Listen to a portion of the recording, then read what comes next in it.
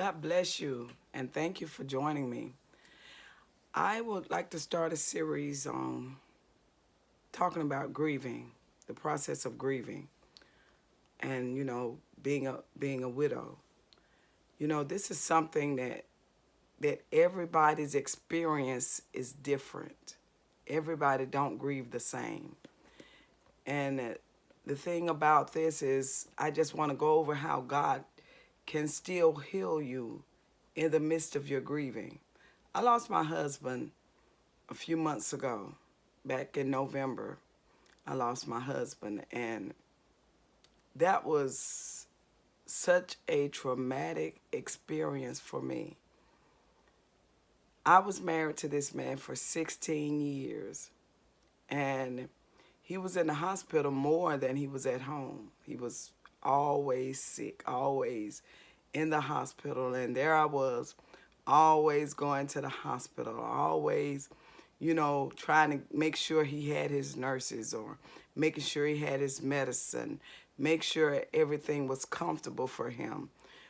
He had to get a hospital bed, and trying to make sure his hospital bed was comfortable. Before he got the hospital bed, we made sure to get him one of those lift chairs, so to make sure that his chair was working properly. And this wasn't an easy task. Being a caregiver is not something easy.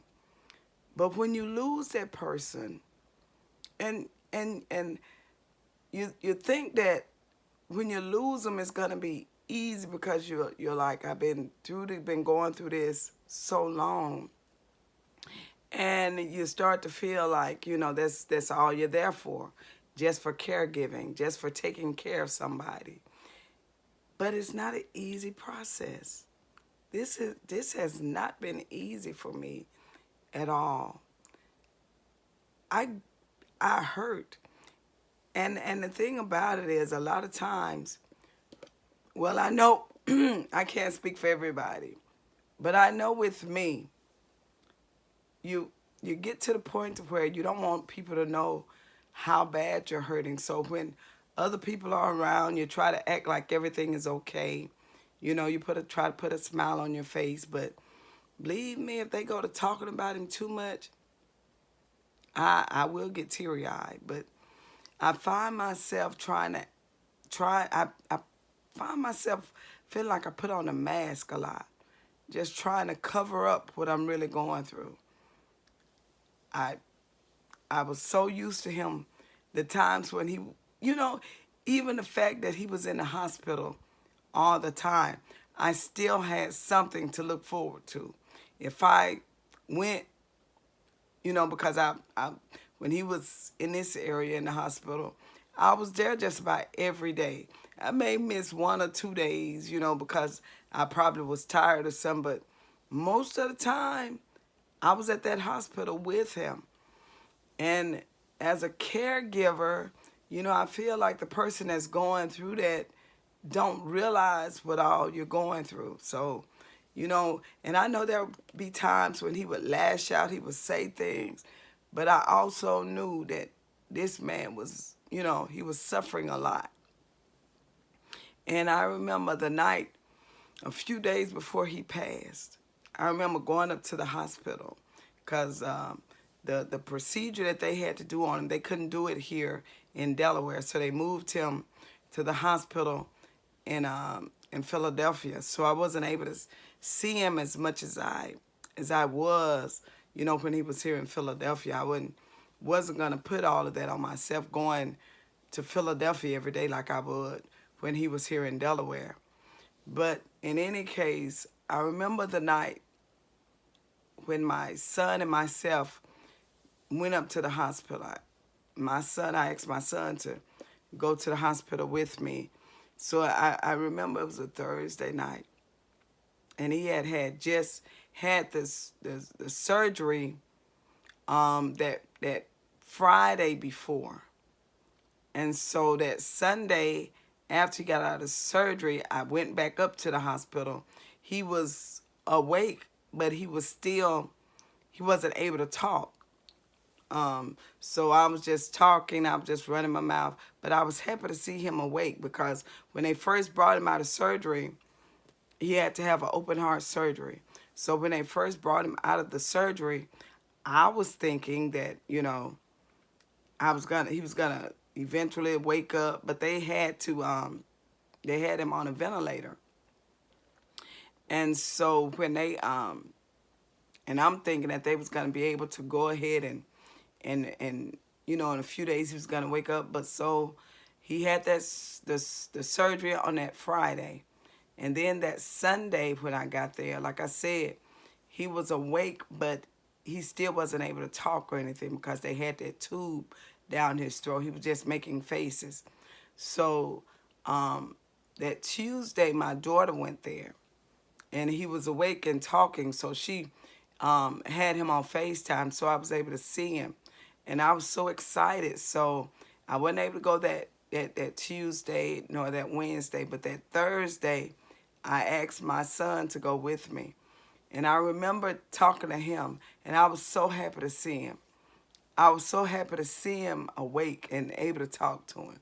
And I told him, I said, and he was talking so weak, but and I told him, I said, Nate, I said, you have suffered a long time,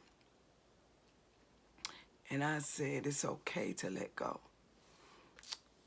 That was hard for me to say, and because you got to know, even though I said it, I still thought that he was going to pull through. I just felt like he was going to pull through. He's pulled through so many times. And I just felt like he was going to pull through again, but he didn't this time. And so, but I did tell him, and he looked at me. He said, are you going to be okay? And I told him, I said, Nate, I'm going to be okay. And the reason why I went there that Thursday, because the next day they was going to go in and do another procedure. They said it was some equipment that they had put in him that they had to take out. And because they said he was doing good. So when I went and saw him that Thursday, I was thinking he was going to pull through. He was going to be okay. So I told him, I said, Nate, I said, I know you've been through a lot. And I said, but it's okay to let go.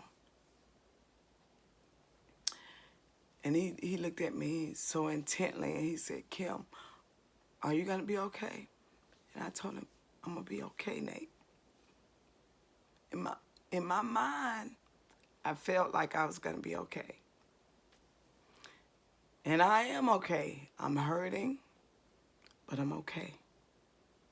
I'm going through, but I'm okay. It's hard to see someone continue to suffer. That's hard. And I know he was suffering. But it's even harder when that person is gone. And to think you're not going to see him again. That's hard.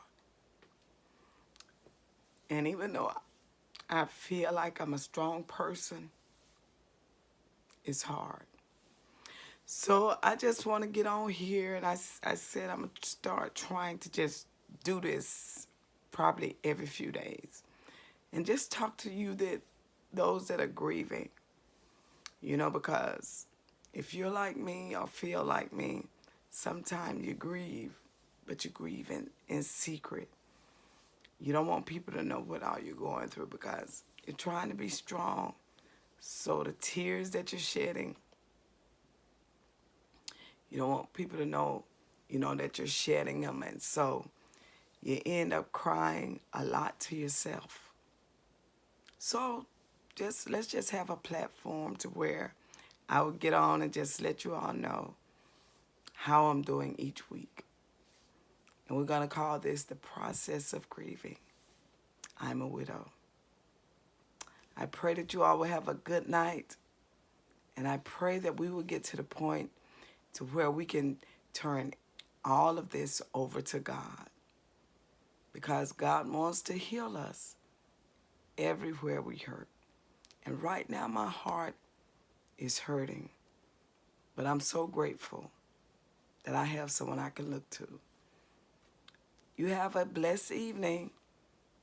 And it's so good to see you all again. God bless.